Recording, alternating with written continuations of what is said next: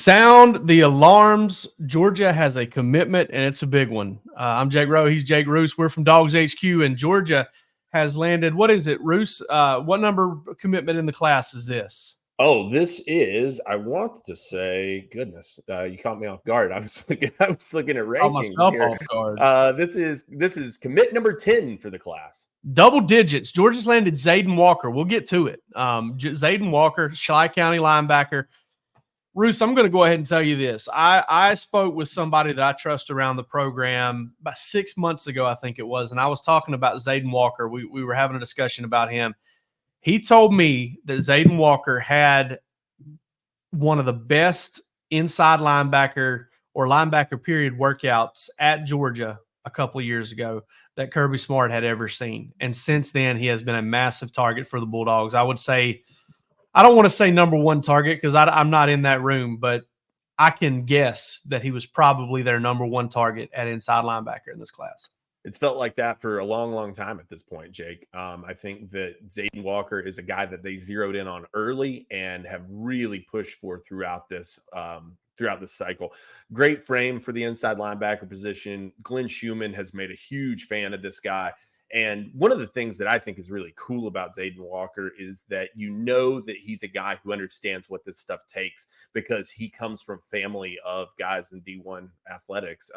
His brother's Ikevius at Auburn, his brother Jalewis Solomon at South Carolina. So this is a family that's well-versed in this process. They understand what it is to play college football. Big on a lot of fronts, I think, for Georgia.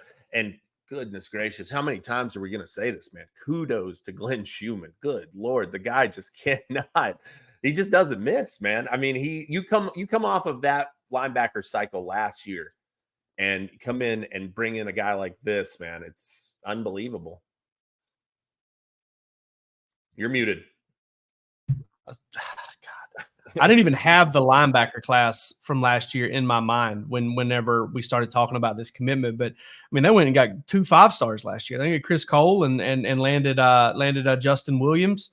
Justin recruited Williams, the number one linebacker for the class of 2024 per the On3 industry. And I believe Chris Cole was number 3. Zayden Walker, the number one linebacker for the class of 2025 per the. Was Raylan Wilson the number one linebacker for his class?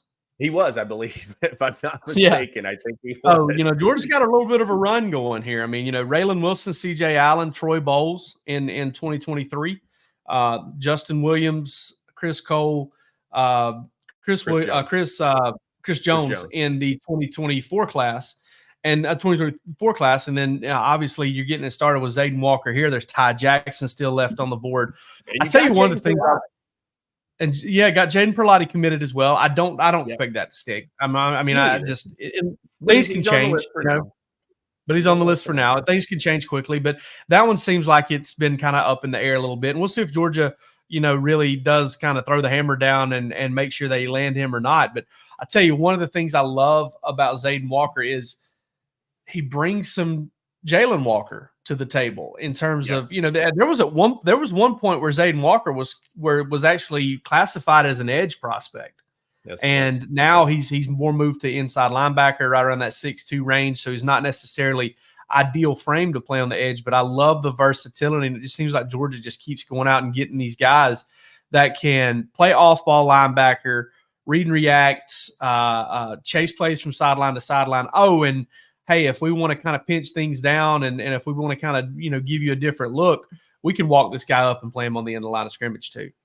Yeah, it reminds me a little bit of like what Michigan did with Jabril Peppers a few years ago, right? Like, I mean, it's just like it just versatility is what they're looking for with a guy like this. You mentioned Jalen Walker. It reminds me of some of the stuff that they did with Nolan Smith. I mean, it's like just that guy who is a Swiss Army knife for the defense. You just throw him out there and just say, go, like drop into coverage, come rush the passer, stuff the run. The guy is capable of doing all of that and more. Like you said, an edge guy early on in the cycle. And I think that there are still teams that kind of consider him to be that. I wanted to read his scouting report real quick here. It says the early front runner top edge prospect in the 2025 cycle is a rising junior. So this was some time ago. This was written. Flashes a high-end combination of on-field athleticism and functional play strength, lines up in both 2- and 3-point stances off the edge, shows noticeable first-step quickness off the snap, very strong at the point of attack, plays with excellent leverage, and uses his strong lower body to move offensive linemen both as a bull rusher and run defender, makes eye-popping plays in pursuit, showcasing high-end athleticism in tracking ball carries from the backside, doubles as a dangerous running back, using his athleticism and strength to pick up yards after contact, helped his team to a state title appearance as a sophomore. All of that in a 6'2", 225-pound frame. Absolutely. And we can get a little bit of a look at him here. I mean, he's a stud, man. I mean, he's this kind of guy that he's an explosive athlete, and you can tell whenever he strikes people, they go backwards. You see him playing a lot of edge here, tackling in the open field. I mean, just, he's a special player. And, for Georgia, you brought up the fact that, his pedigree, right? Like kind of what he comes from. He's got 2 older brothers that are playing college football.